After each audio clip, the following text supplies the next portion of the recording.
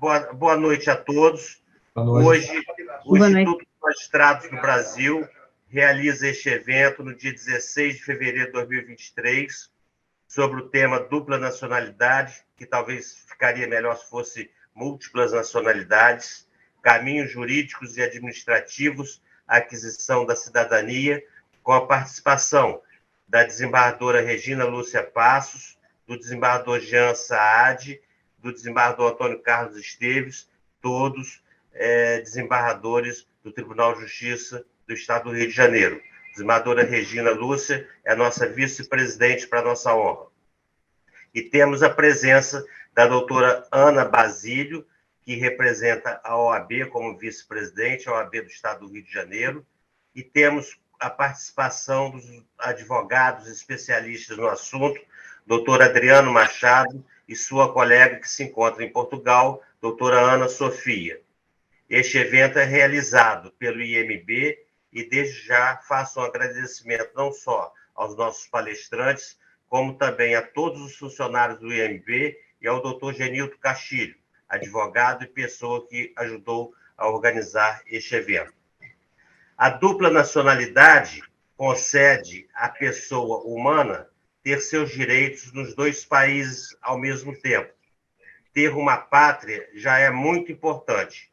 Não podemos nos esquecer que no planeta ainda existem aqueles chamados apátridas, como aconteceu por muitos anos, infelizmente, com os palestinos. Ter duas ou múltiplas nacionalidades significa uma vantagem pessoal do cidadão que vai à procura de suas origens e ascendência. Vantagens outras, tais como o direito de residir e trabalhar, votar e ser votado, além da proteção diplomática. Penso que é uma garantia poder escolher onde melhor viver, o que não tem preço. É um patrimônio de sentimento íntimo, inegociável e intransferível do cidadão ou cidadã. A nacionalidade pode ser adquirida pela pessoa natural no nascimento, que é a aquisição originária, e existe também a derivada. O Brasil é um país que permite que seus cidadãos e cidadãs tenham outras nacionalidades, concedendo-lhes novas oportunidades. Como sabemos, os países da Europa e da América do Norte são os passaportes mais procurados. Por isso, vamos tratar neste evento dos caminhos jurídicos e administrativos para se obter cidadania portuguesa e italiana, além de tratarmos de assuntos gerais sobre a dupla e múltiplas nacionalidades. Então, mais uma vez, agradeço aos nossos palestrantes, que são o doutor Adriano Machado e a doutora Ana Sofia, agradecendo também a doutora Ana Basílio pela presença, doutor Jean e doutora Regina Lúcia Passos, e vamos, então, dar prosseguimento, passando a palavra ao doutor Jean Saad. Boa tarde a todos. Esse evento, Dupla Nacionalidade, Caminhos Jurídicos para a Aquisição da Cidadania, é muito importante, conforme já expôs o nosso presidente, desembargador Peterson. A dinâmica do trabalho aqui, nós estabelecemos da seguinte maneira: farão uso da palavra o doutor Genilton, a doutora Ana Basílio, não é? E sem limite de contagem de tempo, porque são palavras de saudação, não é? São palavras destinadas a expor sobre a importância do nosso evento, da nossa parceria com a OAB. Depois usará da palavra a desembargadora Regina Lúcia Passos, que já foi apresentada pelo nosso colega Peterson, né, que é a desembargadora integra o Instituto dos Magistrados do Brasil. Em seguida, fará uso da palavra o doutor Adriano e, por fim, a doutora Sofia. Eu vou apresentar primeiro, por uma questão de cortesia, não é, a doutora Ana Sofia. A doutora Ana Sofia Pires, ela é natural de Cascais. A formação acadêmica dela muito consistente. Ela é licenciada em Direito pela Faculdade de Direito de Lisboa, tem pós-graduação em Direito do Urbanismo, Ordenamento do Território e Turismo pela Faculdade de Direito da Universidade de Coimbra e possui pós-graduação em Contencioso Administrativo pela Faculdade de Direito da Universidade de Lisboa. Na atualidade, é sócia do escritório de advogados Pinto Machado e Associados. O convidado Adriano, ele é fundador da Pinto Machado Advogados, ele é especializado em administração judicial pela Escola de Administração Judiciária do Tribunal de Justiça do Estado do Rio de Janeiro e em Direito Imobiliário pela EMERGE. Graduado pela Universidade de Santa Úrsula e filiado à Ordem dos Advogados de Portugal, desde 2010, e filiado também à Ordem dos Advogados do Brasil, seccional do Rio de Janeiro, desde 1993, e também filiado à Comunidade Luso Brasileira. Membro da Comissão Especial de Recuperação Judicial, Extrajudicial e Falência da Seccional da OAB do Rio de Janeiro, estando nesse mandato, não é, que o triênio engloba de 2022 até 2024. Bom, feita essa ligeira introdução, eu vou, então, passar a palavra ao Dr. Genilton, depois a doutora Ana Basílio, e, para a exposição, a doutora Regina Lúcia Passos, depois a doutora Ana Sofia e, por fim, ao doutor Adriano. Lembrando que a doutora Regina ela está em Portugal e está com uma dificuldade técnica. Então, é possível que, logo em seguida da sua exposição, ela tenha que se retirar do evento, ok? Doutor Genilton, o senhor está com a palavra. A minha indagação é só para registrar aqui a dificuldade que a pessoa tem para conseguir os documentos, as certidões, no estado do Rio de Janeiro, principalmente, para que consiga produzir elementos para buscar de onde saiu a família, entendeu? A gente depois poderia fazer uma live, fica registrado, sobre isso aí, a dificuldade que a gente encontra nos cartórios para conseguir é muito forte, muito forte.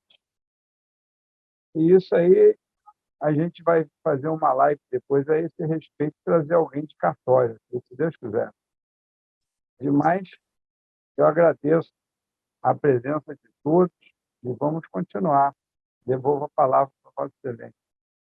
Então, tá bom. Muito obrigado, doutor Genilton. Agora, com a palavra, a doutora Ana Basílio. Muito obrigada, desembargador Jean. Gostaria de fazer uma saudação muito carinhosa ao querido presidente Petersen, que é um grande parceiro da OAB, presidente do IMB, é um grande parceiro da OAB na realização de eventos que já estão na história jurídica do nosso Estado, esses eventos tão bem-sucedidos. Também saudar o querido desembargador Jean, que é diretor cultural do IMB, está fazendo um trabalho belíssimo à frente dessa importante diretoria. A querida desembargadora Regina, que está em Portugal e que hoje nos brinda com a sua importante presença e exposição.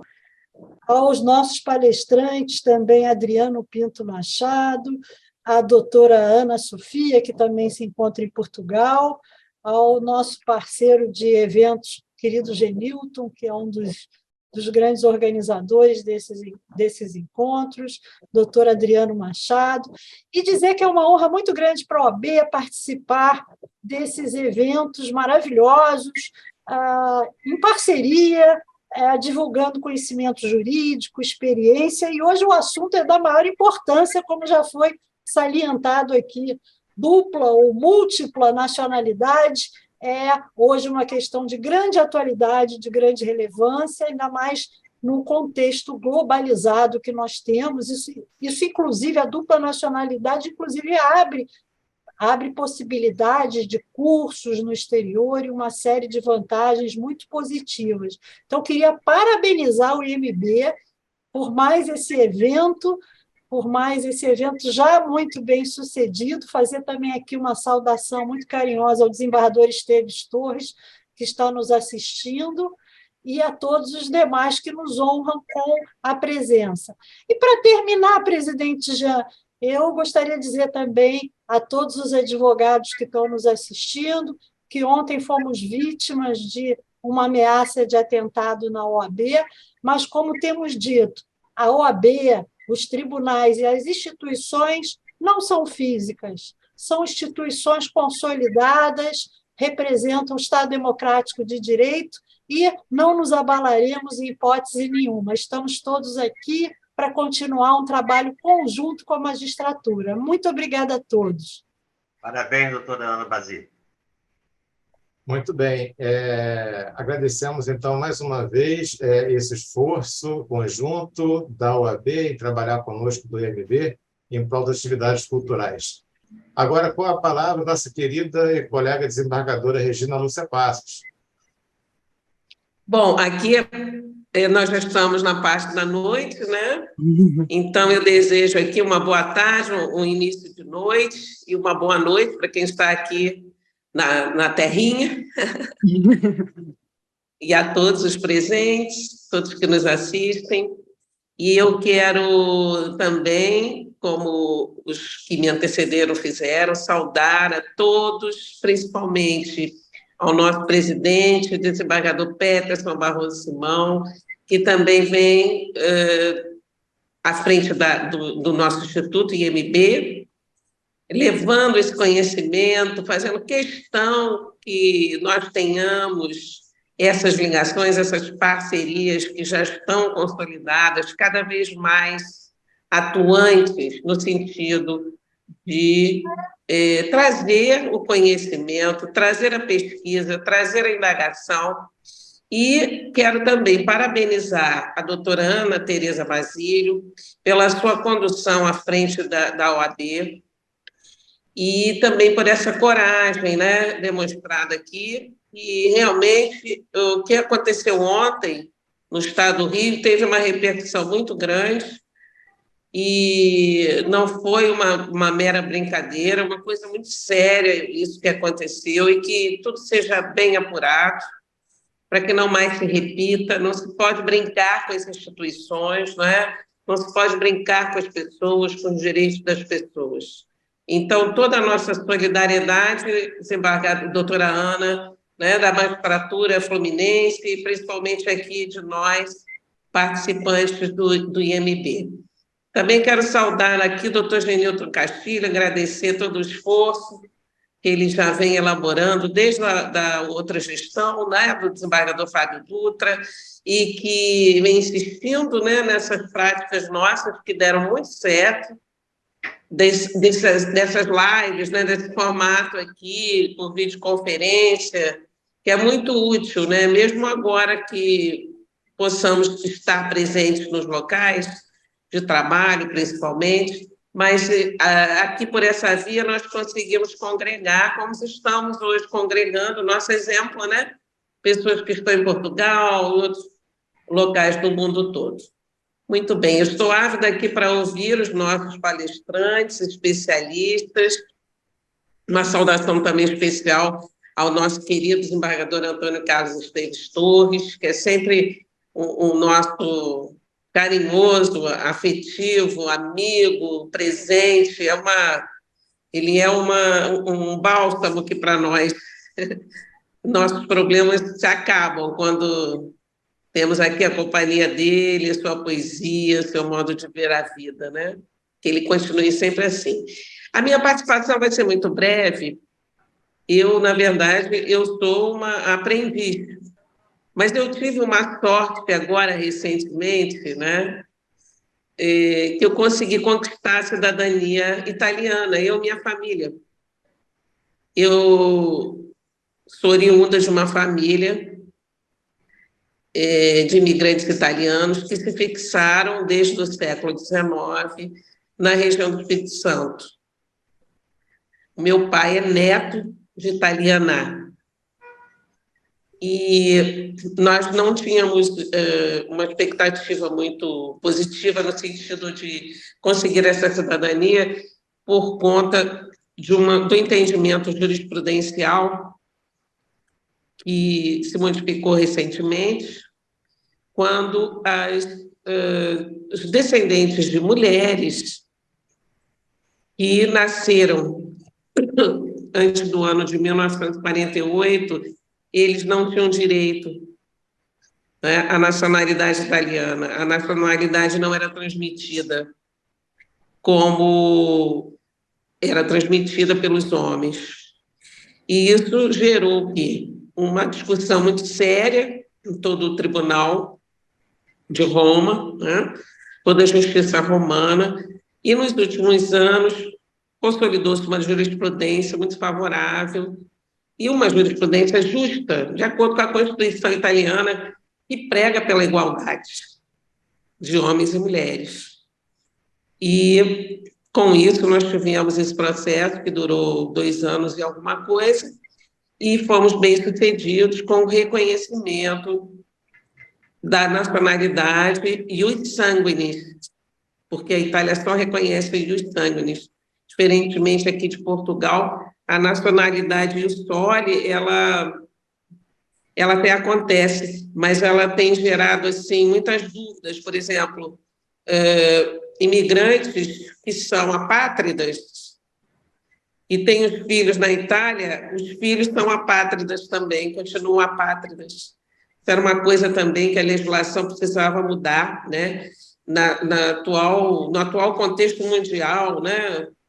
Onde nós estamos aqui já com determinados níveis, patamares mínimos de dignidade humana reconhecida, nós não poderíamos imaginar, né, em pleno século XXI, que alguém possa ser apátrida, estando nascido num solo, ainda mais um solo de um Estado tão poderoso como é a Itália, por exemplo, a criança, né, que estuda, que cresce, fala a língua, e ela não tem a nacionalidade reconhecida, porque ela só vai ter a que os pais tiverem. E isso é uma injustiça. Como foi uma injustiça debelada no caso do reconhecimento da nacionalidade ius sanguinis para aqueles que descendem de mulheres italianas.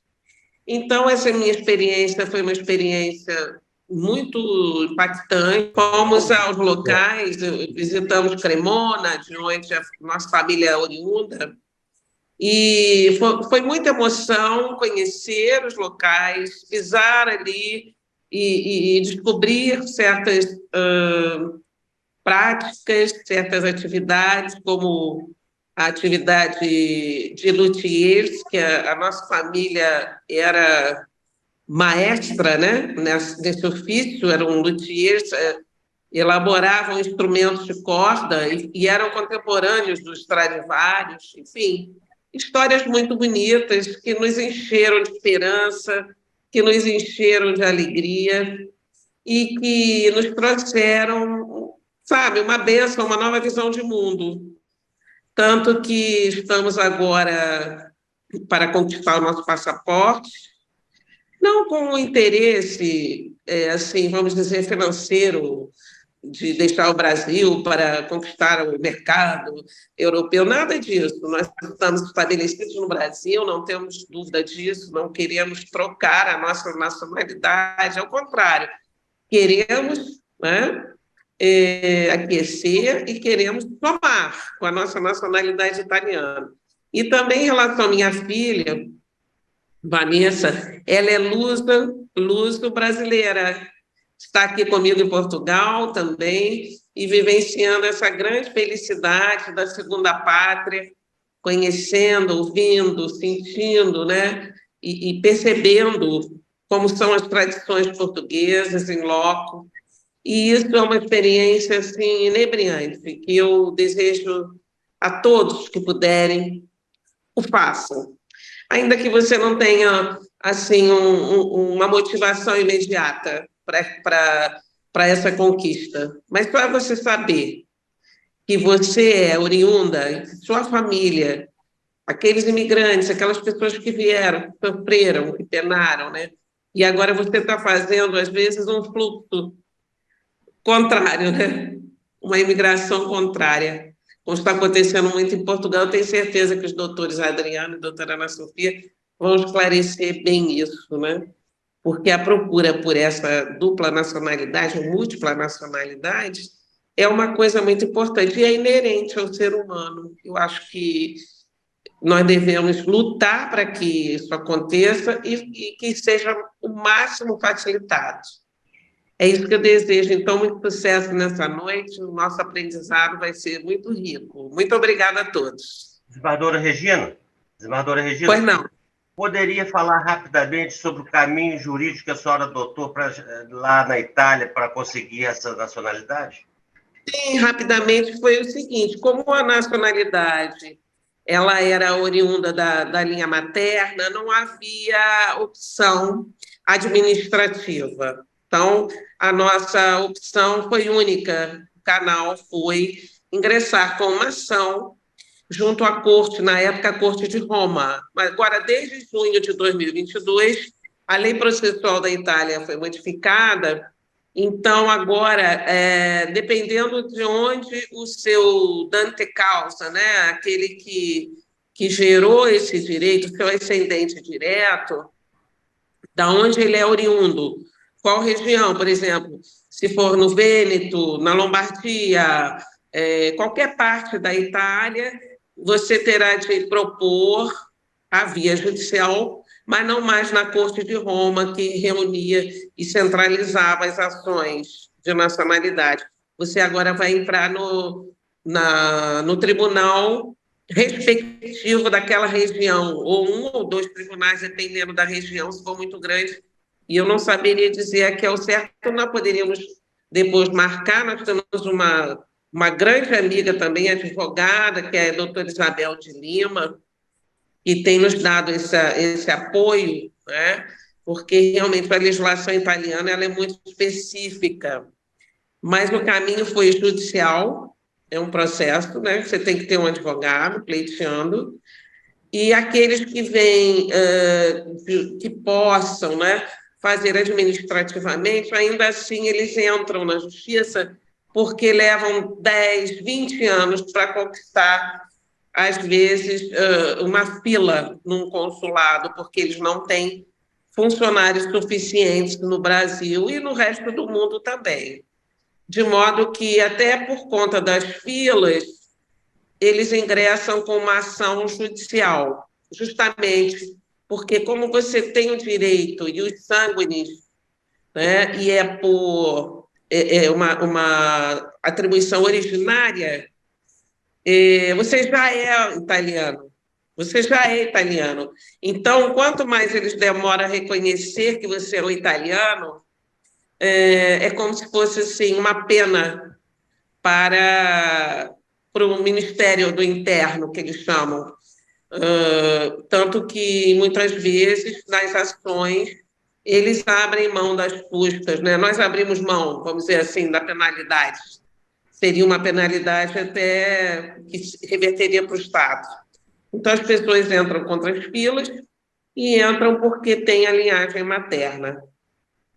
Como eu sei que as coisas assim funcionam. É um processo que leva 1 ou 2 anos, dependendo agora da região, né? Mas é um processo que vale a pena. Muito obrigada, desembargador Peterson. Meu parabéns e muito obrigado, desembargadora Regina. Amém. Desembargador Jean. Eu agradeço aí a participação da desembargadora Regina, que tem uma facilidade de comunicação invejável. Um dia chegarei lá, sabe, Regina? Você fala muito bem em público e atrai muito a atenção de quem lhe escuta. Muito bem.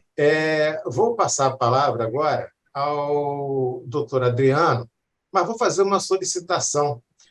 Considerando que até agora se falou uma linguagem técnica que talvez não seja alcançada por alguns membros da nossa plateia, tá?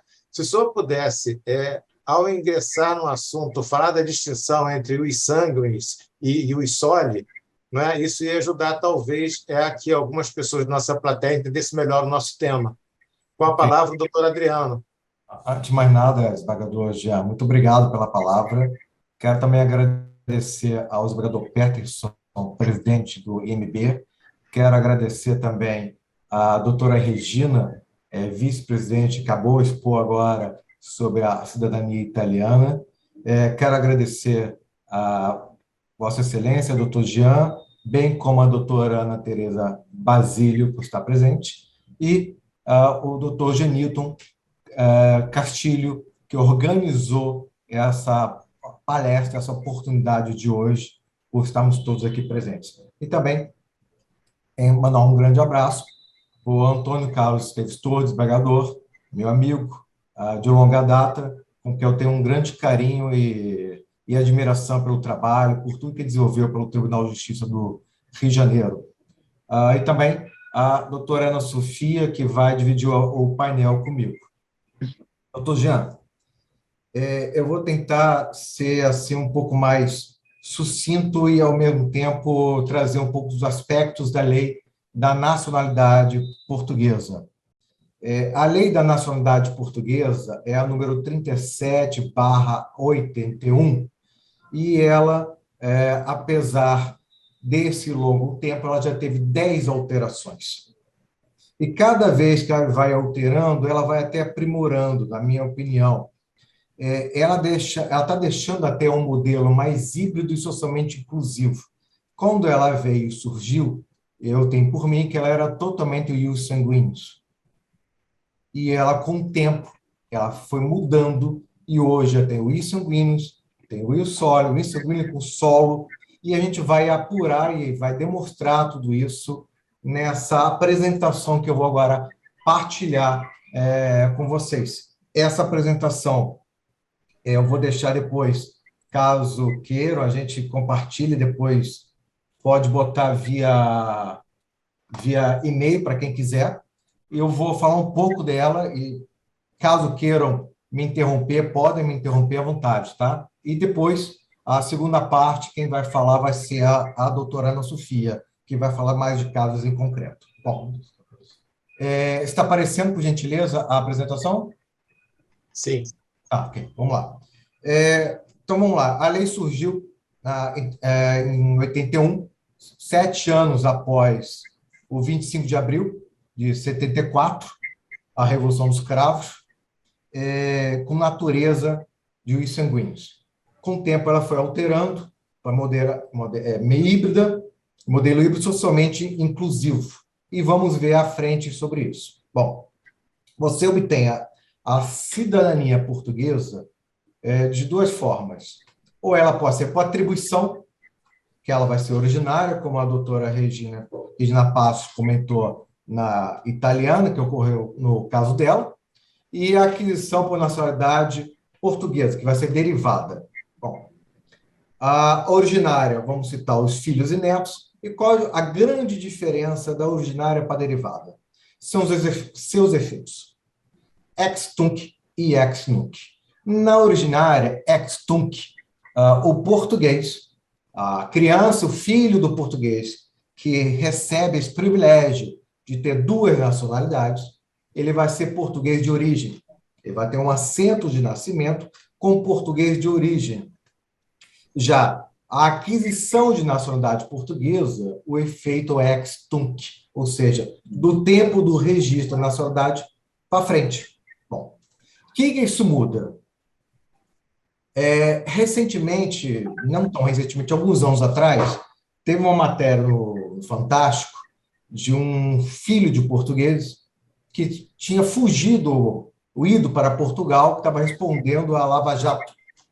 E lá chegando, ele comprou um imóvel, se estabeleceu, mas como ele tinha obtido a cidadania portuguesa, o efeito dele era ex tunc, então ele não podia ser mandado de Portugal para o Brasil e teve que ficar lá. A Lava Jato depois, o processo encaminhou-se para o Tribunal da Relação de Lisboa, se não me engano, e lá continuou tramitando, mas a justiça brasileira nada pôde fazer para trazê-lo de volta. É o grande efeito, que não tem na derivada, que são do casamento, união estável, filhos naturalizados e tempo de residência. O artigo 1º da lei, ela trata sobre a atribuição de nacionalidade. essa atribuição, que, como já mencionamos, de forma originária. Os nascidos em Portugal. Eu até agradeço ao doutor Jean ter falado isso, sanguíneos. Eu, por acaso, botei aqui em rodapé a natureza de cada um. Nascido em Portugal, prevalência do critério ius sanguíneos, com pequena aplicação do ius sólido como facilitador. É sanguíneo, mas nasceu em Portugal. Por isso que os sanguíneos com uma aplicação de facilitador do ius sólidos. Nascido no estrangeiro, com progenitor a serviço do Estado. Esse é muito claro. Então, eu sou um cônsul português, que estou no Brasil representando o meu Estado, então a lei não quis deixar de fora aquele que está trabalhando para o Estado português. E os nascidos no estrangeiro mediante processo de nacionalidade. Bom, eu sou filho de português, nasci no Brasil, então minha ligação com Portugal é sanguínea. Não é solo, não estou em Portugal, não nasci em solo português. Então minha ligação é sanguíneo puro.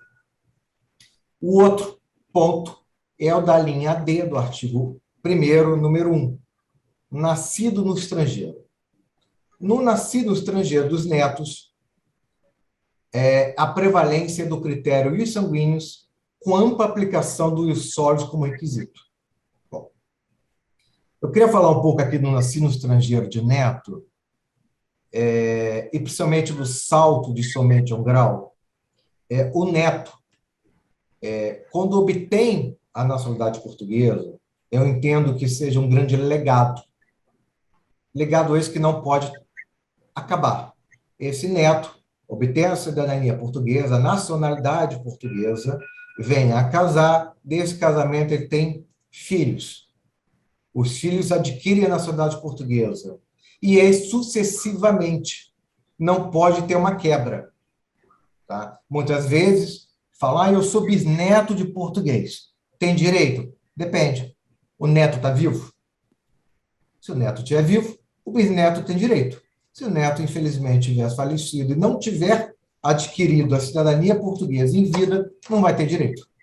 Então, ele é um legado e salta um grau que vai de filho para neto, mas dá todo o privilégio de filho fosse. Ele é neto, mas ele é como fosse filho. Tá? A comprovação de ligação efetiva à comunidade portuguesa. A penúltima alteração da lei, essa de 2020, ela foi muito interessante. Eu até no próximo slide vou tratar dela, mas eu vou antecipar aqui. Comprovação de ligação efetiva à comunidade portuguesa. O artigo 6º, número 10, informa o seguinte. O conhecimento da língua portuguesa para cidadãos naturais e nacionais de países cuja língua portuguesa é oficial é presumida. Então, você não precisa comprovar a ligação efetiva à comunidade portuguesa, os que nasceram no Brasil, Guiné-Bissau, Cabo Verde, Angola, Moçambique, Timor, São Tomé e Príncipe. Só espero não esteja me faltando algum aqui. Angola, mencionei, Angola é Moçambique. Então, nós temos esse privilégio que não temos necessidade de comprovar. Isso foi um fato. E foi um reconhecimento do governo português, feito agora em 2020. E isso melhorou e ajudou muito a realizar a vontade e o sonho de ter uma dupla nacionalidade. Nós também temos do neto uma natureza anterior, que foi uma alteração que ocorreu em 2018, que possibilitou aos que adquiriram nacionalidade portuguesa antes de 2018, ou seja, eu sou neto, adquiri minha cidadania portuguesa, mas eu não poderia passar para o meu filho, que ela não era originária, era derivada.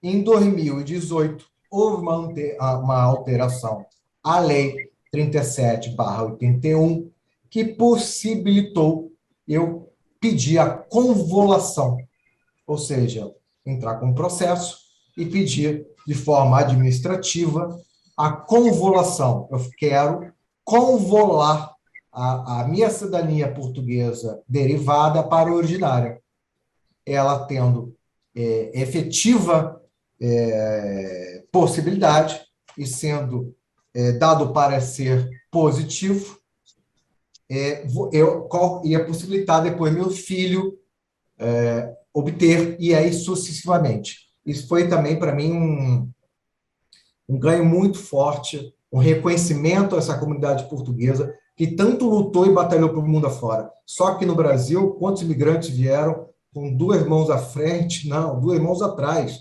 Meu pai veio para o Brasil, foi feirante. Minha mãe era camareira de hotel do Luxor. Então, eu acho que um reconhecimento a esses netos, que os avós vieram, batalharam para criarem os filhos aí sucessivamente.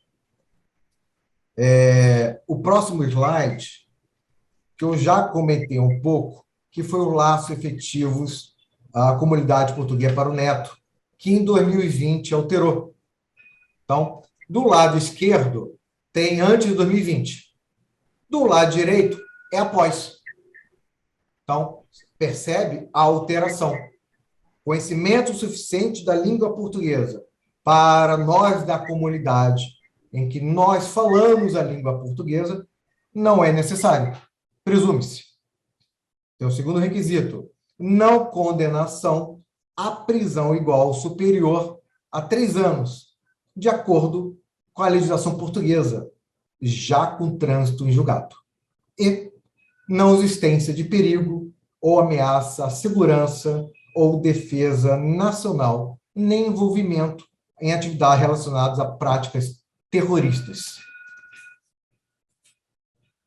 Temos agora a aquisição por feito de vontade, ou seja, além da lei, que tem que reger, tem que ter um efeito da pessoa, o efeito da vontade de ter. A vontade de ter a cidadania portuguesa. Ok?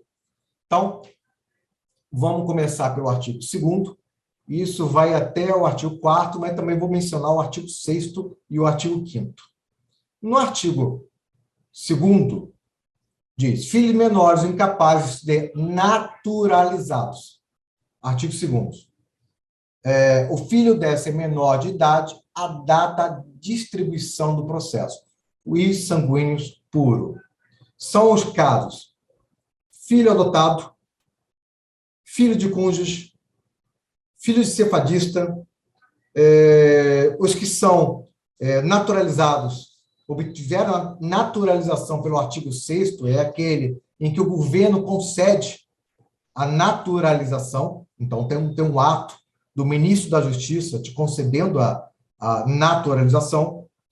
Efeito desse artigo é também ex nunc. Lembre, todo efeito de vontade, o efeito ex nunc.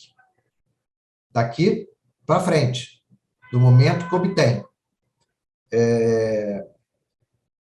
E vamos falar agora do artigo 4º, que é a reaquisição da capacidade.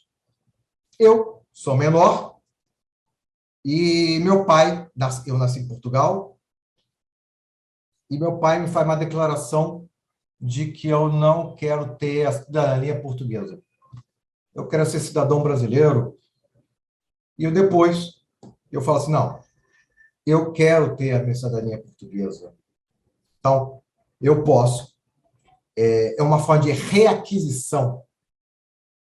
Eu perdi e voltei a readquiri-la. Ela também é uma forma derivada, efeito ex nunc, que permite corrigir aquele menor que não tinha capacidade de expressar a sua vontade, de voltar a readquirir a nacionalidade portuguesa.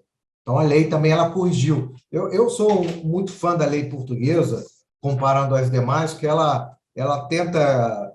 ela não ficou engessada no tempo, né, com essas 10 alterações que ocorreram nela. E eu acho que ela foi tentando ficar sempre na vanguarda, tendo em vista até que Portugal é um país que tem muitos imigrantes hoje. Então, o próximo efeito de vontade é o artigo 3º da lei, o número 1, e número 2 e número 3, que é o casamento, que dividimos com 3 requisitos: temporalidade, continuidade, e vamos falar sobre a nulidade e anulação e boa-fé. Bom, o que é temporalidade? O próprio nome diz, o tempo. É aquele cônjuge casado há mais de 3 anos, com um filho em comum, e que o filho tem a nacionalidade portuguesa. Então, eu sou português, a minha esposa é brasileira, temos um filho em comum que já tem cidadania portuguesa e já somos casados há 3 anos. Então, a minha esposa vai ter o direito de obter a cidadania portuguesa. O segundo caso, eu sou casado, não tenho filhos, e mesmo tendo filhos, meu filho não tem cidadania portuguesa. Mas eu tenho. Minha esposa não tem. Tem que ter 6 anos casado. Então, a lei, ela distingue 3 e 6. 3 com filho, filho esse que tem que ter cidadania portuguesa, ou não tendo cidadania portuguesa, ou não terem filhos em comum, 6 anos casado. Tá? E continuidade. Então, tem que ser um casamento contínuo de 3 anos, um casamento contínuo de 6 anos. Bom, vamos imaginar 8 anos casado e vem se separar. Não vai perder a cidadania portuguesa. Isso acontece. Vamos imaginar que houve uma nulidade no casamento. Por algum motivo, tem uma nulidade ou anulou-se o casamento. A pessoa, o cônjuge que adquiriu com boa-fé, não vai ter prejuízo. E não vai ter a sua cidadania portuguesa revogada. Ninguém vai tirar a cidadania portuguesa. Outra forma, além do casamento, é a união estável, que tem os mesmos requisitos do casamento. É o mesmo para a temporalidade, o mesmo para a continuidade, com exceção do reconhecimento judicial. A doutora Ana Sofia depois vai contar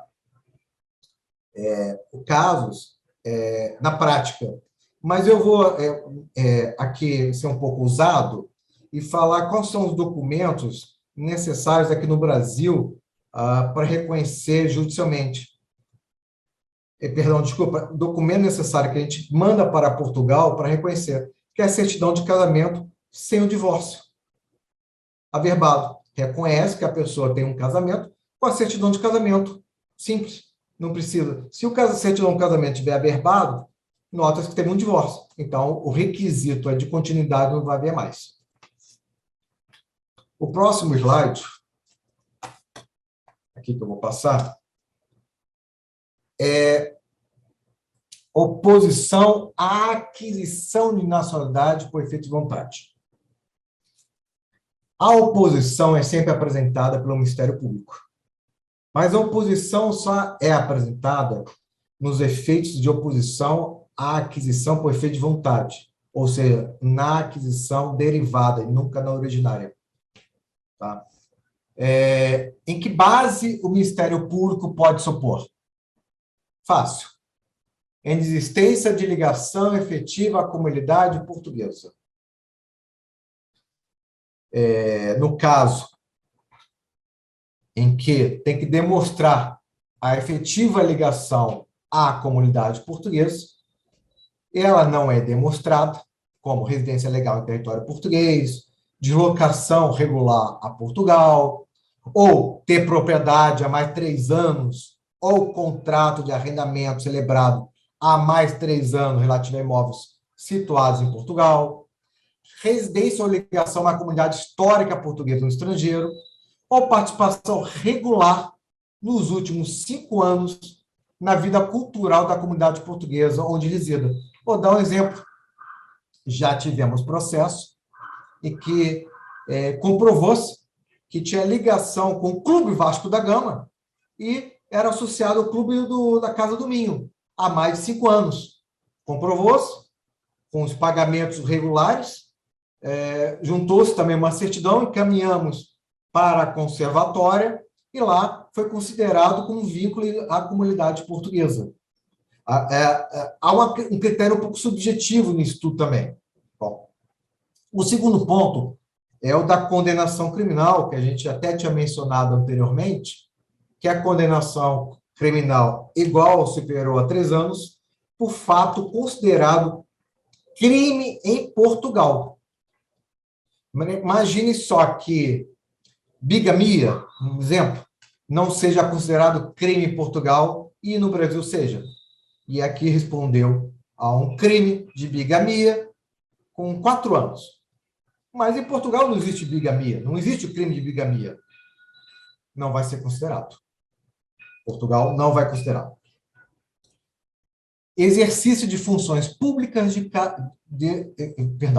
exercício de funções públicas sem caráter predominantemente técnico ou serviço militar não obrigatório. Serviço militar não obrigatório é aquele que, imagina que eu faça a prova para a Marinha para ser psicólogo da Marinha. Eu fui de forma espontânea, fazer um concurso, passei, e hoje eu sou médico da Marinha. Esse não pode obter cidadania portuguesa. Exercício de funções públicas sem caráter predominantemente técnico. A lei não é muito clara nesse sentido. Eu entendo, isso aí é um entendimento meu de algumas conservatórias, e eu diria que serão cargos voltados à área da defesa. E os demais eu acho que não são abrangidos, na minha modesta opinião. Bom, as exceções do artigo 9º, 2 e 3, do cônjuge ou companheiro com filho em comum, que já tem nacionalidade portuguesa, cônjuge ou companheiro com relação dura há pelo menos 6 anos, eu vou me reportar o que eu falei anteriormente sobre o tempo do casamento, daquela continuidade. Já mencionamos, que são os 3 anos com filho em comum, esse filho sendo já nacional português, ou 6 anos casado, sem filho, ou com filho que não tenha nacionalidade portuguesa. Repetir aqui não há necessidade, porque já mencionamos, e uma mera menção acho que é suficiente. O próximo slide, eu acho ele muito interessante, em que a doutora, depois a Ana Sofia, vai, de forma prática, abranger melhor. Mas eu quis deixar aqui o extrajudicial e o judicial para o reconhecimento da união estável. Até recentemente, outubro de 2022, permitia-se essa linha de cima, união estável, extrajudicial, os 2 subtipos, reconhecimento e homologação. Você conseguia fazer de forma extrajudicial aqui no Brasil e mandar para Portugal fazer esse reconhecimento através de uma conservatória. Houve agora uma decisão recente do STJ português que não mais permite a parte de cima, só permite a parte de baixo. Judicial, sentença declaratória de união estável e homologação dessa sentença estrangeira, ou seja, reconhecimento de uma sentença estrangeira. A doutora Ana Sofia, compete a ela falar um pouco mais da prática, vou deixar ela para falar um pouco mais dessa prática, mas eu não poderia deixar da nota desse recente acórdão publicado em novembro de 2022 pelo STJ. Recente.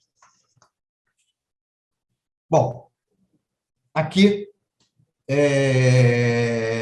aquisição pela adoção e pela naturalização.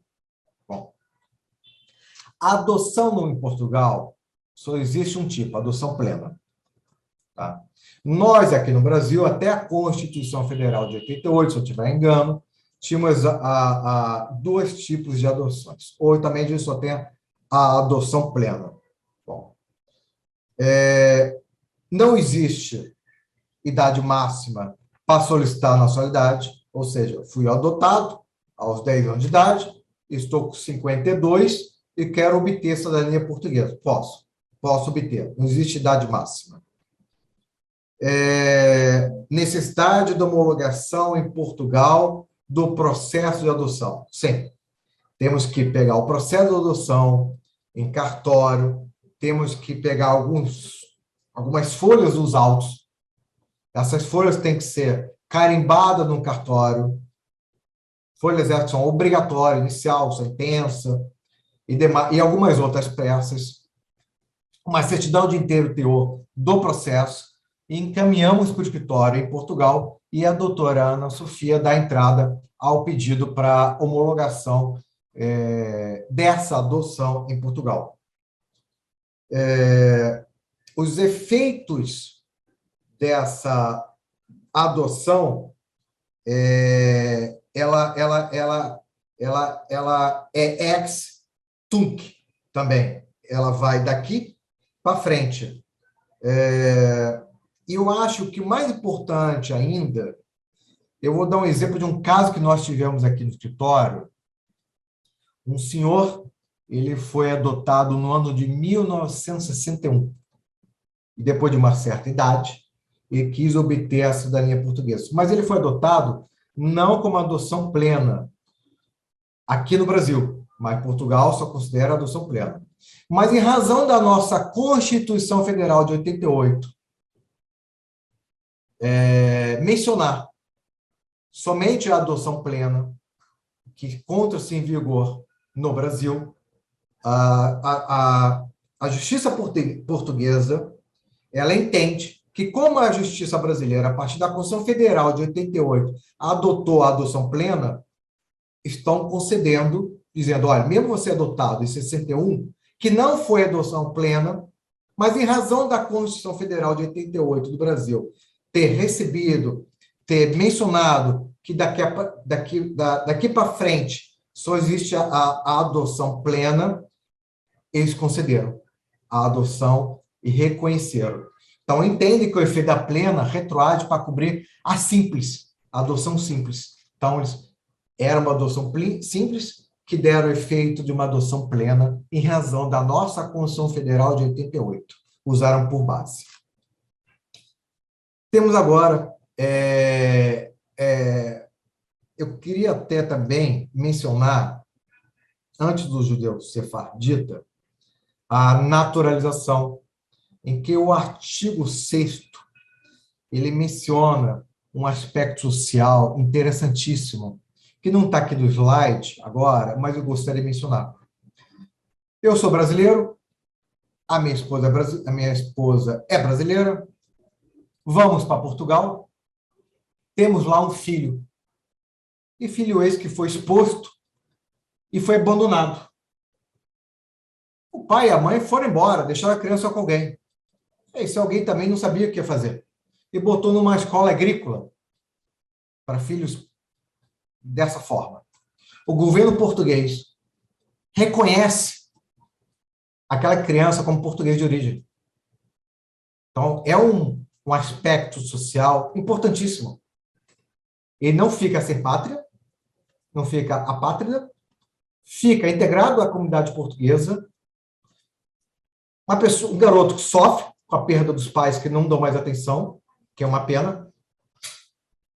E eu faço essa ressalva, que eu acho que é muito importante, tá? Do artigo 6º.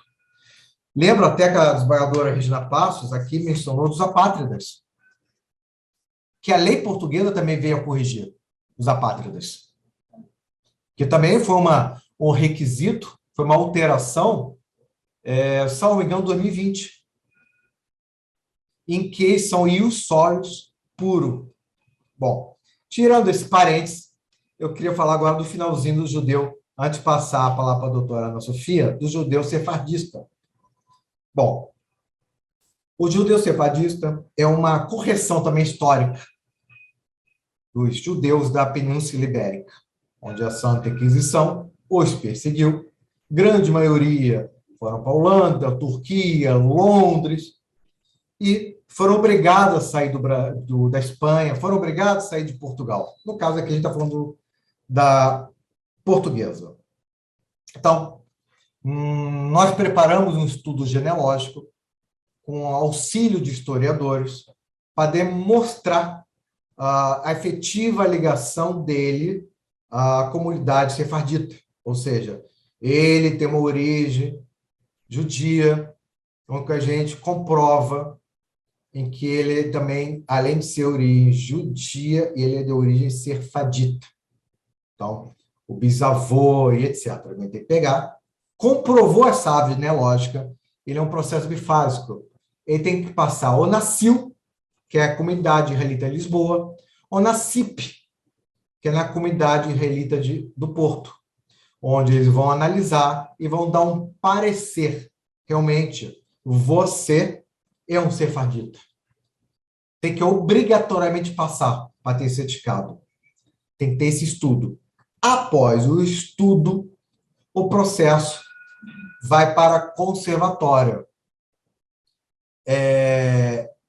E a conservatória vai depois, com base no estudo, conceder a nacionalidade portuguesa. Se ele obtiver a nacionalidade portuguesa, também não vai ter limite de gerações.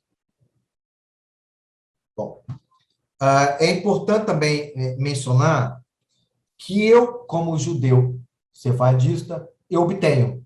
Mas tem um primo, um irmão, que também pode ter e obter. Os documentos não se aproveitam. Tem que fazer tudo de novo. Pode fazer referência, mas não se aproveita. Tá? E agora, a doutora Ana Sofia, acredito que ela vai mencionar que houve uma alteração agora recente, foi a última alteração em todo o judeu sefardita, em razão de um caso que aconteceu em Portugal, do Abramovic, em que a lei alterou, que agora tem que demonstrar laços com a comunidade portuguesa, mas ela vai, no momento dela, mencionar. Por fim, eu vou falar sobre estabelecimento de filiação, até para não cansar muito vocês. Requisitos para presunção. Declaração do nascimento. Ato de registro civil, feito pelo português. Não, acho que não tem dúvida aqui, para registrar, assento do nascimento, feito pelo português, está lá. Imagine que o português, o português é o pai, a mãe é brasileira, e o pai, enfim, a mãe leva ele a registro e tem que comprovar. Eu vou dar até um exemplo melhor. Eu sou português, casei com uma brasileira, só que ao registrar foi a brasileira. E eu quero agora comprovar como português de que o meu filho tem direito à nacionalidade portuguesa. E eu tenho que fazer algumas provas. Eu tenho que comprovar, por exemplo, imagine que a minha filha fosse Alice. Eu tenho que comprovar que a Alice esteve no colégio, que eu sustentei, que eu paguei a matrícula, tenho fotos, cartão de vacinação no meu nome, festa de aniversário. Então, você tem que fazer uma certa prova para presumir que você é o pai da criança em Portugal, que o português sou eu e o filho é meu filho. Se eu não conseguir comprovar, a filiação que for estabelecida somente após a maioridade do requerente gera efeitos civis em Portugal. Esse efeito aqui é só na minoridade. Na maioridade, não há como. Mas os efeitos civis ele vai ter. Ele só não vai ter a cidadania portuguesa. Então, o requisito temporal tem que ser estabelecido na minoridade, seja voluntária ou imperativa, no reconhecimento de uma paternidade, numa ação de reconhecimento de paternidade em que entra o processo na minoridade e a sentença tem que ser prolatada na minoridade. Só se a sentença fizer uma menção à minoridade, obter na maioridade, ele fizer uma menção à minoridade. aí esse efeito pode ser considerado. Mas a sentença for prolatada na maioridade e não fizer nenhuma missão, ele não vai ter direito. Tá? Então, entra como ação, reconhecimento de paternidade, meu pai português, esse processo demora, eu entro com 16 anos, a sentença prolatada aos 20, mas na sentença não menciona, não vou ter direito. Vou ter direito à herança, vou ter direito a vários atos civis, menos nacionalidade portuguesa. Bom, falei muito, espero não ter cansado a vocês, e agora eu vou passar a palavra ao doutor Jean, que depois a doutora Ana Sofia vai expor o contencioso da nacionalidade. Obrigado pela paciência. Agradecemos aí a brilhante exposição do doutor Adriano, que foi bastante detalhada quanto ao nosso tema em estudo. E agora eu passo a palavra, então, à doutora Ana Sofia Pires. Muito obrigada, Excelência. Boa noite a todos. Em primeiro lugar, eu gostava de endereçar um agradecimento muito especial pelo convite que nos foi feito pelo Instituto de Magistrados do Brasil. Portanto, é uma grande honra para nós estarmos aqui hoje a falar sobre um tema que nos é muito querido. Portanto, gostaria de referir, de facto, foi o tema, a nacionalidade portuguesa, que o nosso escritório começou a trabalhar em Portugal. Portanto, quer para mim, quer para o Dr. Adriano, é sempre um tema muito querido de conversar. Portanto, vou deixar esta nota para todos.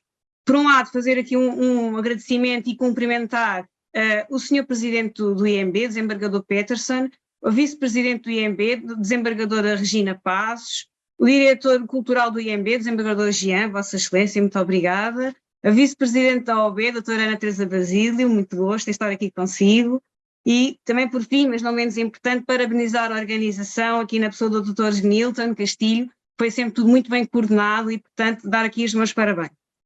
Passando agora aqui, eu vou só se calhar pedir ao Dr. Adriano que termine compartilhamento de tela para eu poder aproveitar e compartilhar a minha tela. Pode ser? Obrigada.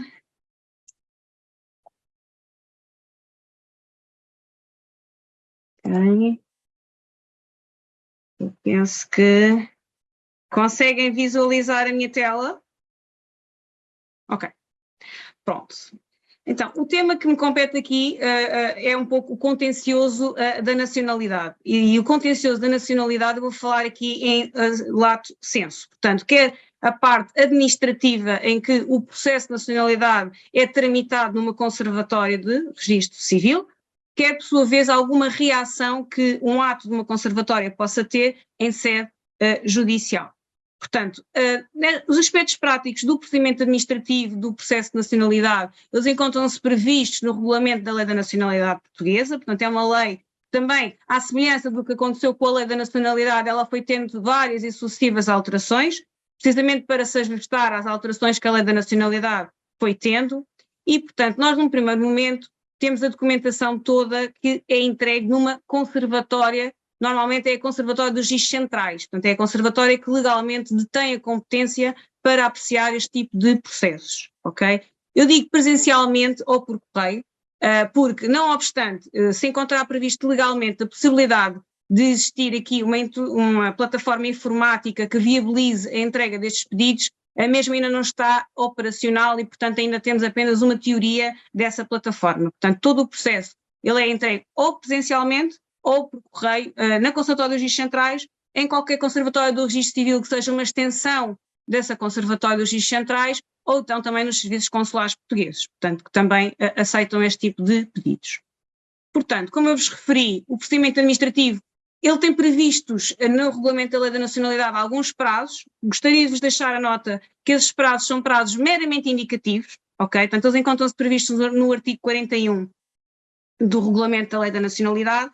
Contudo, eles são prazos que não são respeitados na prática. As conservatórias não conseguem cumprir com estes prazos. Nós temos um prazo de 30 dias em que temos uma análise sumária de toda a documentação que é entregue, temos um prazo de suprimento de deficiências, portanto, algum documento que não esteja em conformidade, a conservatória notifica-nos para nós em 30 dias suprirmos essa irregularidade e, aparentemente, teremos um prazo de conclusão de instrução com decisão final de 60 dias. Digo-vos já de antemão que este prazo não é de todo cumprido, ok?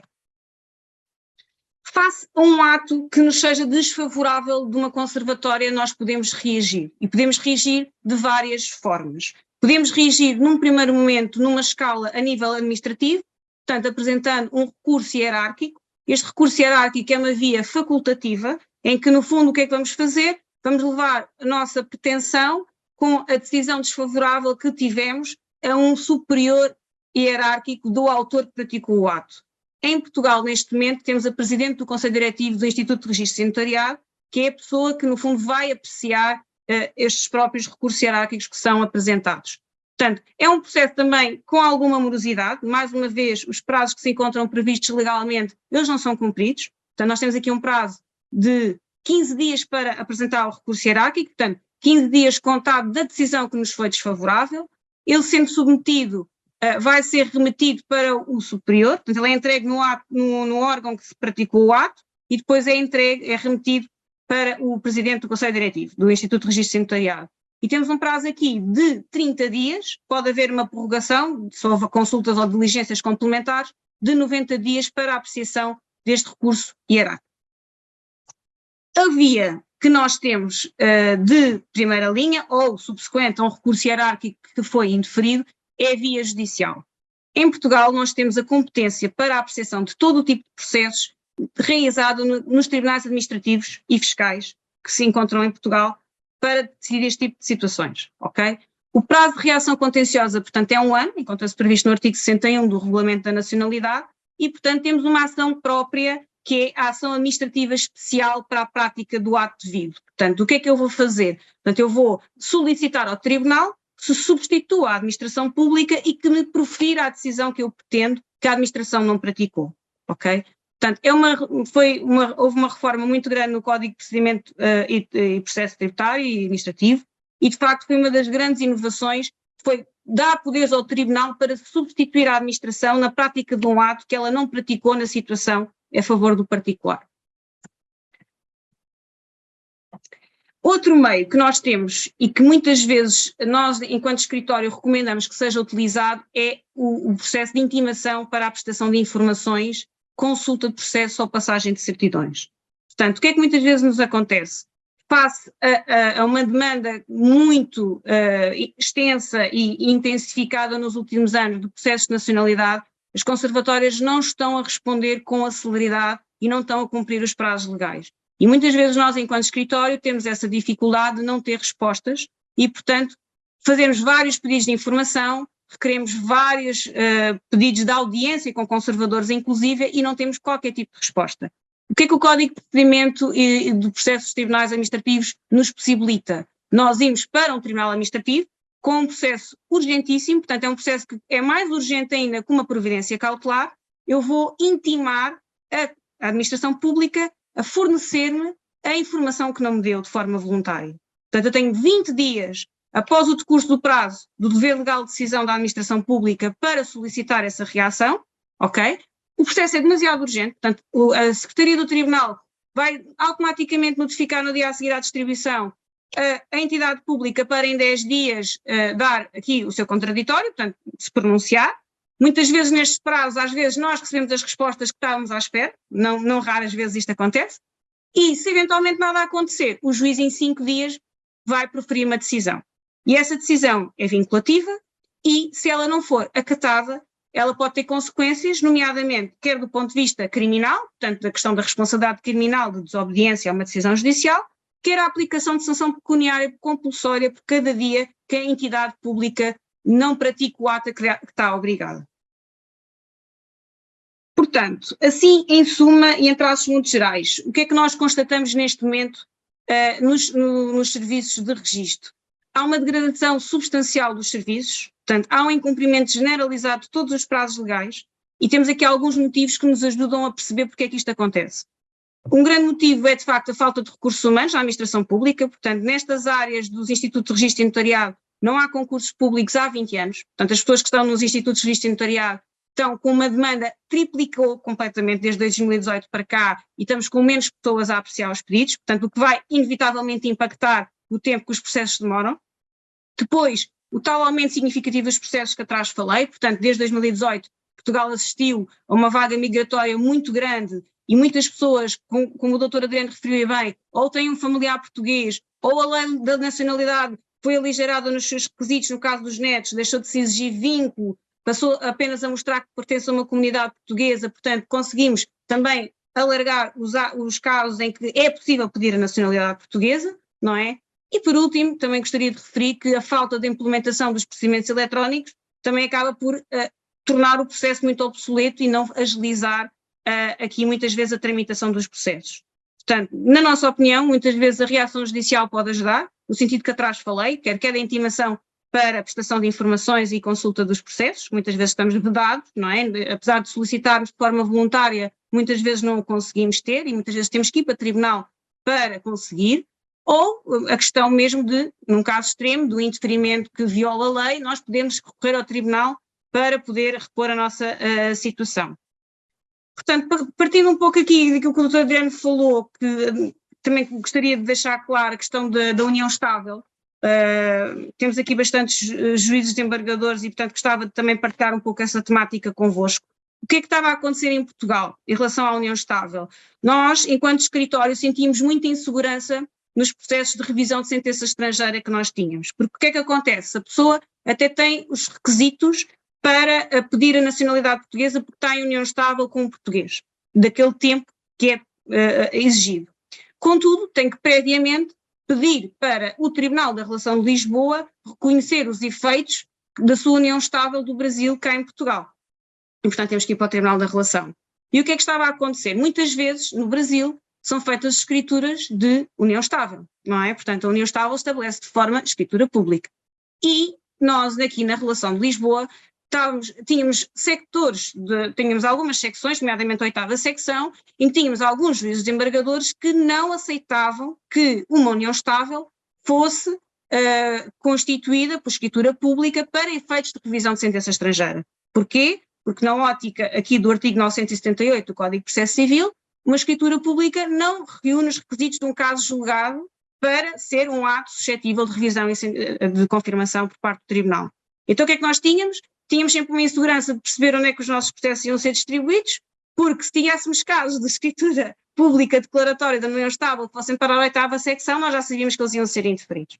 Portanto, como houve aqui várias jurisprudência contraditória em que tínhamos secções em que decidiam no sentido favorável e outras em que não, portanto, houve aqui um colega nosso que decidiu submeter ao Supremo Tribunal de Justiça, portanto, um pedido de um acórdão de uniformização de jurisprudência para, por um lado, serenar juridicamente este tipo de entendimentos desconformes que causam insegurança na prática, não é? E, portanto, este acórdão que o Dr. Adriano há pouco referiu e bem, portanto, foi publicado em Diário da República a 24 de novembro de 2022, não obstante ter 3 votos de vencido, de 3 juízes conselheiros, ele entendeu que uma escritura pública celebrada no Brasil referente a uma união estável não constitui decisão revestida com força de caso julgado para ser suscetível de revisão e confirmação. Portanto, o que é que nós desde então estamos a fazer? Todas as situações que temos de união estável, nós solicitamos que no Brasil seja feito um processo judicial de reconhecimento dessa união estável para depois, por sua vez, pedir cá, portanto, a revisão de sentença estrangeira para produzir os efeitos cá, para efeitos de nacionalidade e outros demais. Penso que terei exposto brevemente alguns assuntos, estou disponível no final para eventuais questões. Muito obrigada. Agradeço aí a brilhante participação da doutora Ana Silvia, e eu pergunto agora para o André se a nossa assistência tem alguma questão. Eduardo Jean, Por não? Poderia aproveitar e fazer uma pergunta? Claro, nosso presidente. Doutor Adriano Machado, a minha pergunta é a seguinte: o brasileiro que consegue a nacionalidade portuguesa, ele tem todas as oportunidades da comunidade europeia ou tem limitações? Bom, como eu mencionei, nós temos a nacionalidade portuguesa obtendo de forma originária e derivada. A originária, você é português de origem, então você pode ser um pouco mais beneficiado, mas tem os mesmos direitos. Sendo uma ou sendo outra, tem o mesmo direito de um cidadão da comunidade europeia. Eu sou cidadão europeu, eu sou cidadão português, de forma originária ou derivada, obtenho o meu cartão cidadão. Se eu quiser ir para a Itália, para a França, etc., eu sou tratado como europeu. Tá? Se eu quiser morar na Itália, eu posso morar na Itália, só tenho permissão à Itália para residir na França, e sucessivamente. Você tem um livre trânsito pela Europa, você tem também você, para viajar para os Estados Unidos, para o Canadá, por exemplo, você não precisa ter o visto daqui do Brasil para ir para o Canadá. Você preenche pela internet, dizendo que dia vai viajar, qual hotel, quanto vai levar, etc. É submetido, um dia na alfândega você apresenta, então essa vantagem. A obtenção de financiamento.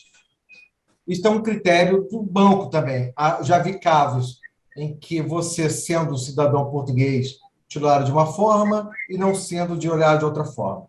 Mas hoje, os bancos analisam o imposto de renda do casal e analisam de forma fria se comporta ou não o pagamento de financiamento. Então, pode ser que ajude ou não na obtenção bancária de um financiamento hoje. Mas, em linhas gerais, é isso que acontece, desembargador Peterson. Tá bom. Desembargador Jean, posso fazer também uma pergunta? Mas é claro. Na verdade, não é nem uma pergunta, é uma constatação que as belíssimas intervenções, né, foram muito propícias, assim, tiraram nossas dúvidas, mas eu queria fazer para cada um aqui uma colocação. Para o doutor Adriano, a questão do judeu sefardita, o senhor falou que, por exemplo, aparece um outro parente, porque no processo de nacionalidade italiana, eles chamam assim o aproveitamento das pastas, dos documentos do tronco comum.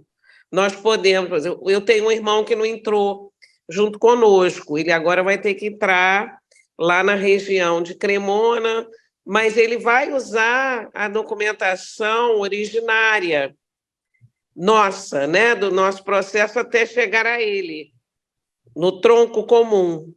O senhor falou que, por exemplo, surge alguém... Nós estamos com um caso aqui, uma amiga desembargadora, que ela descobriu, ela estava pesquisando a nacionalidade do marido e veio a descobrir que ela própria, a mãe dela, ela tem um dante causa, né, que é um judeu sefardita, reconhecido já perante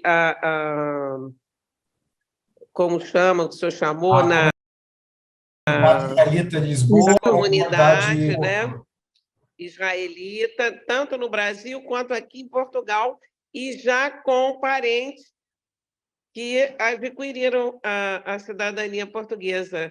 Ela, então, não vai poder usar esses documentos, é isso? Não. Pode aproveitar o estudo para replicá-lo. Estudo, porque você tem um estudo para submeter a CIP ou a CIL. Não se pode utilizar o mesmo estudo, pois não se aproveitam as pastas. Então, eu posso replicar, mas não posso aproveitar. Aí você vai de novo, submete, pode até indicar na CIP, na CIL, olha, já tive um parente que foi e obteve, porque o sobrenome X, mas na Silva, que tem uma origem judaica. Então, eles usam a informação para corroborar apenas, mais nada. Tá? Entendi. Eu vou até falar com ela sobre isso, para ela procurar o senhor. Doutora Ana Sofia, duas questões. Realmente, a conservatória está demorando 2 anos, porque a minha filha conseguiu, na época, a legislação permitia que ela é neta, né? Que ela conseguisse a nacionalidade portuguesa, mas ela conseguiu apenas a derivada. Só que a legislação mudou e ela agora está com processo na conservatória para a transformação de derivada para originária e também para a inclusão, né, dos descendentes, etc. aí está demorando mais de um ano, não tem movimento, não se sabe o andamento. Então, eu acho que o melhor caminho seria o judicial, é isso? É assim, como referi há pouco, se são feitas solicitações com pedidos de informação, com pedidos de audiência com o conservador titulado do processo, e se não estão a ter qualquer tipo de resposta no prazo de 10 dias, que é o prazo do dever legal de decisão da administração pública, é uma via que pode pressionar a ter essa informação. Atenção que a intimação, que eu falei há pouco, ela não obriga a praticar o ato de conclusão do processo. É apenas, ou seja, uma informação de como é que o processo está, porque muitas vezes nós não conseguimos saber nada. Não consegue. Há outra via, que é a via administrativa, que a via da ação administrativa especial, da condenação da administração à prática do ato devido. Deixar-vos a nota que os tribunais administrativos e fiscais, aqui o judiciário, são tribunais muito morosos. Normalmente os tribunais administrativos e fiscais, a única coisa que tramita com alguma celeridade são as providências cautelares e os processos urgentes, e portanto corremos o risco de, se vamos instaurar uma ação administrativa especial, estarmos 2 anos, por exemplo, na pendência dessa ação. E se calhar é importante sair a nacionalidade, não é? Eu agradeço muito, eu fiquei encantada com os ensinamentos, né? E parece que tem uma pergunta aqui da doutora Maíra sobre o efeito da sentença também, porque essa questão da união estável tem dado aqui também muito o que falar, né? Tem, está na ordem do dia.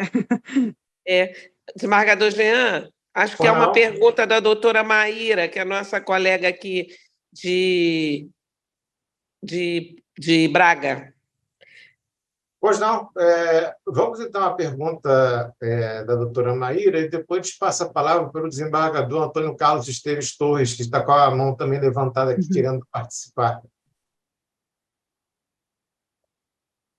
Doutora Maíra, eu tenho uma pergunta. A sentença reconhece a união estável, é declarativo. Eu conheço casos concretos do Ministério Público se opor ao reconhecimento da união estável em Portugal, pois a sentença não é constitutiva.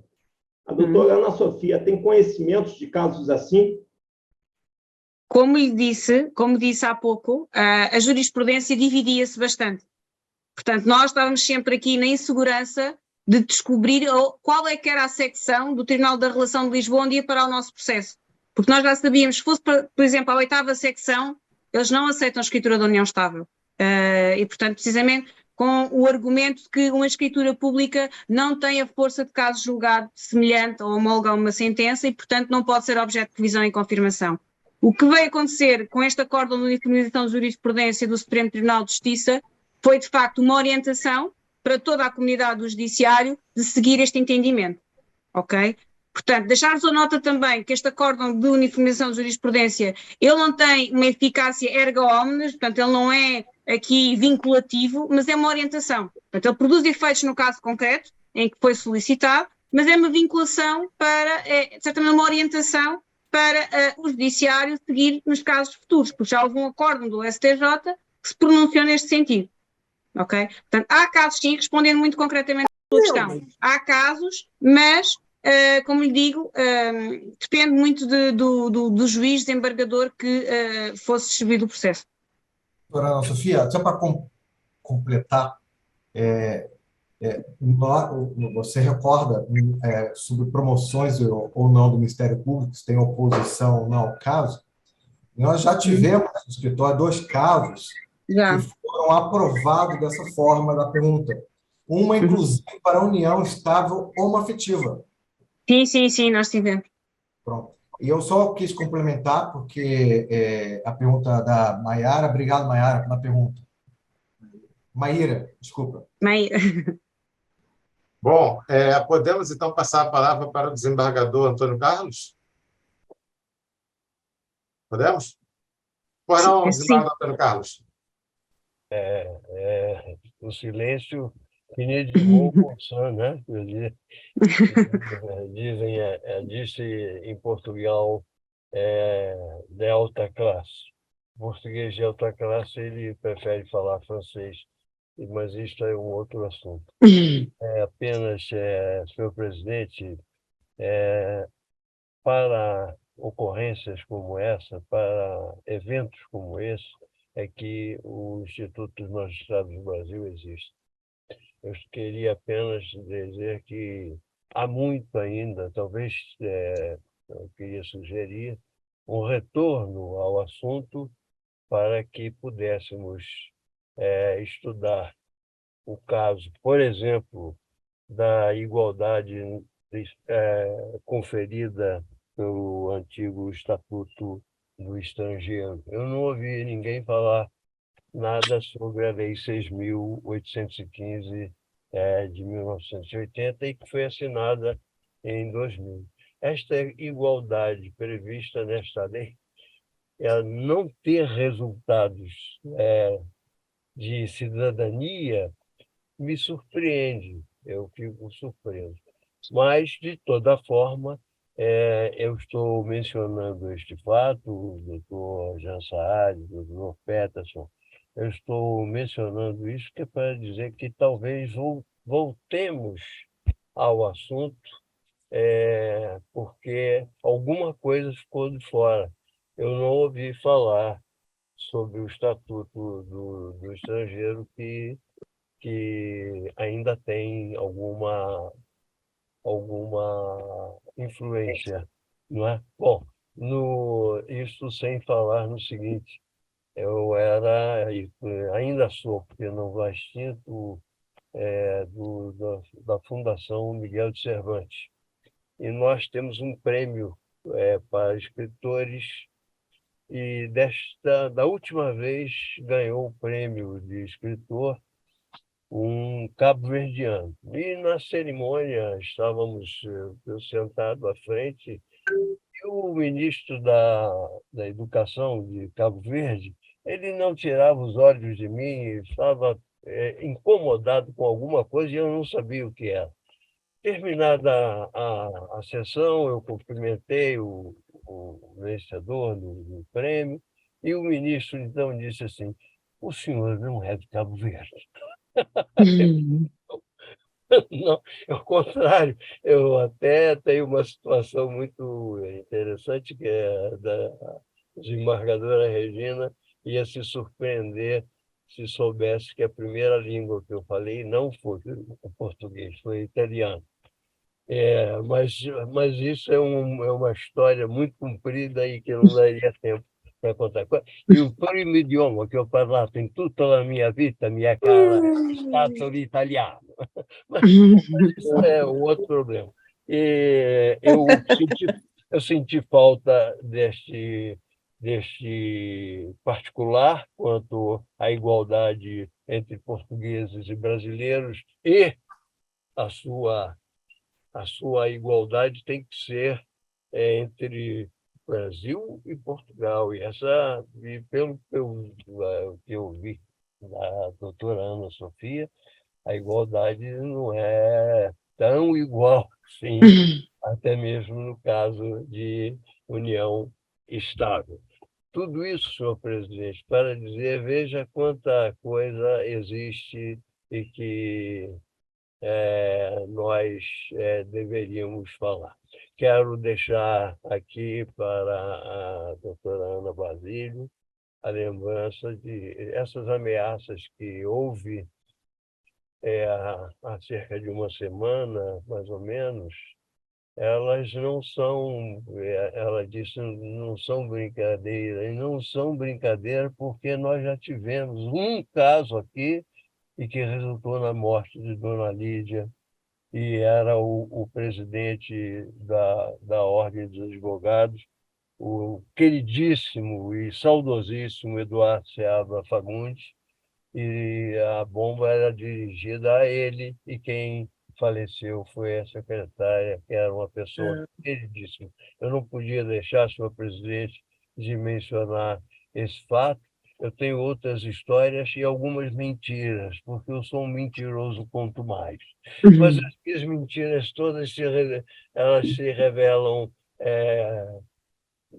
almas, momentos literários. como todos os autores são um pouco mentirosos. Eu até tenho mais mentira do que autoria. Muito obrigado. Eu quero parabenizar a mim e os senhores, porque eu sou do Instituto.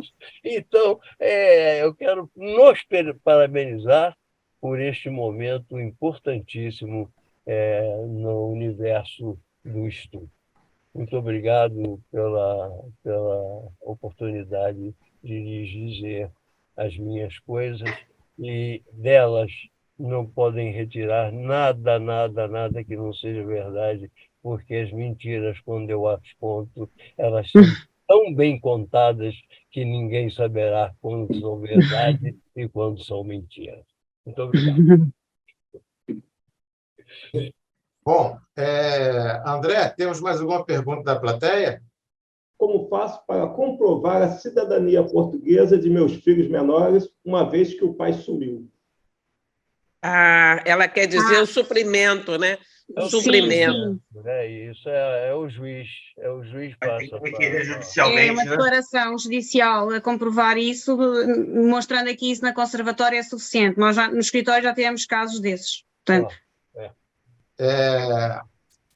Antes de encerrar, eu vou fazer uma indagação ao doutor Adriano, ok? Porque o tema é muito rico, muito amplo, e se falou bastante de união estável, não é? Sim. Então, eu vou fazer aqui uma indagação com base numa alteração legislativa que aconteceu em 2022 aqui no Brasil, na Lei de Registro Público. Foi inserida uma nova redação aqui. Artigo 94, artigo 84A.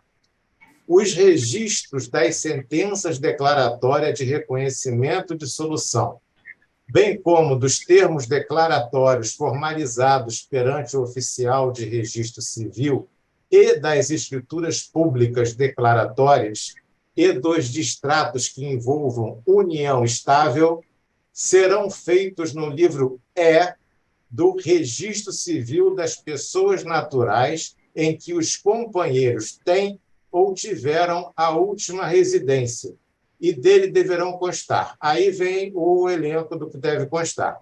Muito bem.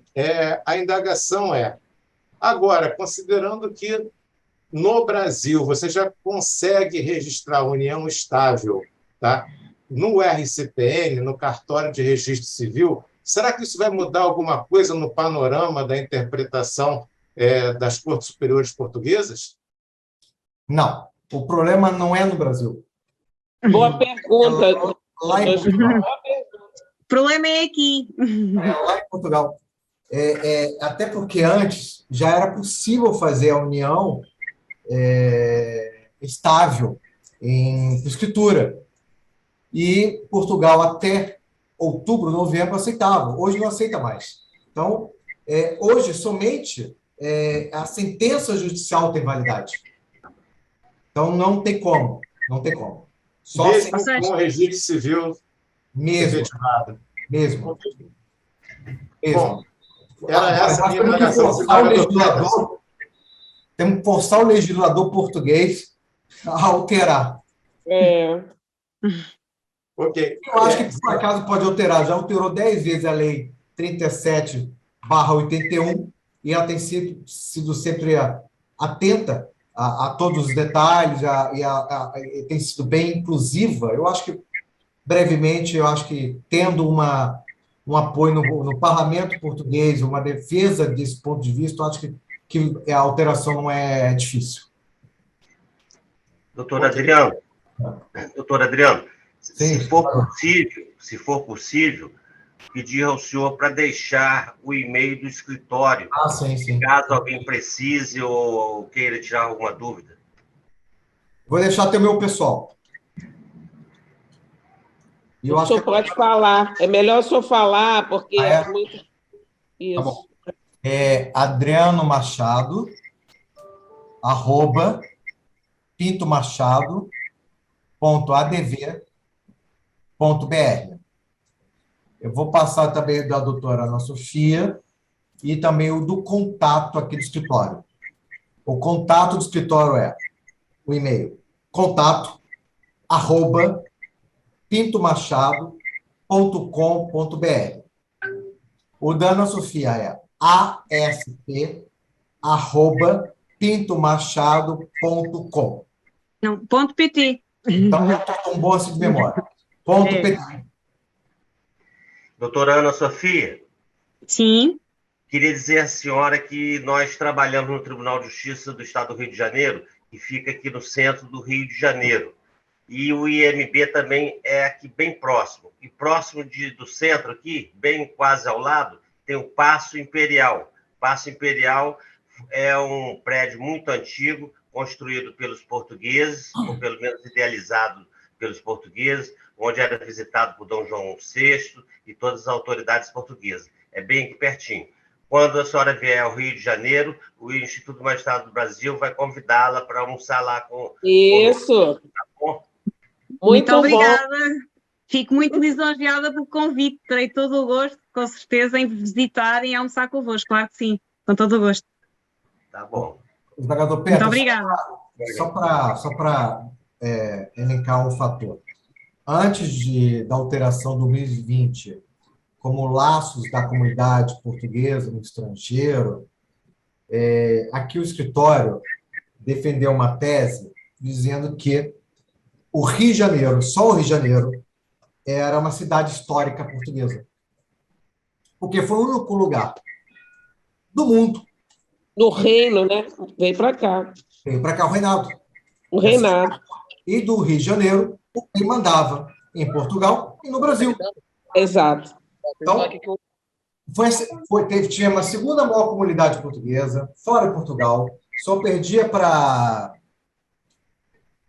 New Jersey, não me lembro agora qual que perdia. Tínhamos aqui Jardim Botânico, Caixa Econômica Federal, que foi feita da forma da Caixa Geral de Depósito em Portugal, a Biblioteca Nacional, a arquitetura, né? Arquitetura. O Paço Imperial. Nossos prédios durante muitos séculos, né? Sempre seguindo a tradição portuguesa. Eu agora estou aqui em Portugal, eu vejo assim como são parecidos os nossos prédios. Lembrança, né? Se for até no Arco do Teles, aqui, se for na direção da Praça do Comércio, aquilo foi algo semelhante que quis fazer. E você colocar uma venda numa pessoa e soltar aí, em alguns locais do Rio de Janeiro, a pessoa não vai saber que está fora de Portugal. Se a desembargadora, eu queria oferecer, eu tenho algumas apresentações aqui ainda da época desse estudo, e tenho alguns em Portugal. Quero oferecer aqui para a MB e também para a desembargadora. Eu vou depois do Carnaval oferecer esse estudo, vão ter mais fotos. A gente foi na Biblioteca Nacional e fizemos comparação de um e de outro, e fizemos um pequeno estudo e fizemos uma gráfica, mandamos para Portugal para dar entrada na conservatória, para dizer, olha, eu tenho ligações, laços históricos com a comunidade portuguesa, porque o meu local, Rio de Janeiro, é o único que o Império veio, o lugar do mundo. Então, depois eu vou, se me permite essa ousadia de entregar a você. Não, vai ser um prazer para nós, uma ilustração muito boa. Obrigado. Estão pedindo aqui para eu repetir os e-mails. Posso lembrar um fato? Ali no prédio do Paço, na entrada, conserva-se até hoje a parede da Casa da Moeda portuguesa. Ali se fazia a moeda, se faziam os sustentáculos da política monetária portuguesa. Está lá, tem pedra, e passa-se por ele e não se sabe o que significa aquilo. Mas como eu, antes de ser juiz, eu fui advogado do Banco Central, então eu tenho aquilo, para mim, é a alma da história. Está lá, a Casa da Moeda. Maravilhoso. Ok, chat.